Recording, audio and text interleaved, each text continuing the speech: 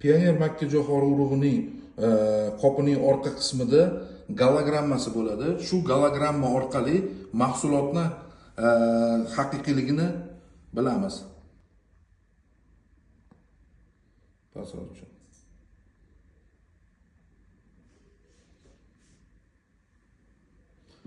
Mana da deyiladi.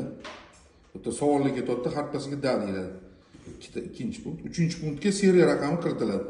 GG 5 R P K K 7.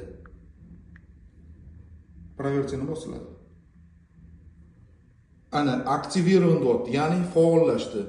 Ushbu makka jo'xori qopi kelgan partiyaning ichida ushbu seriyali makka jo'xori bor, original, ya'ni haqiqiy.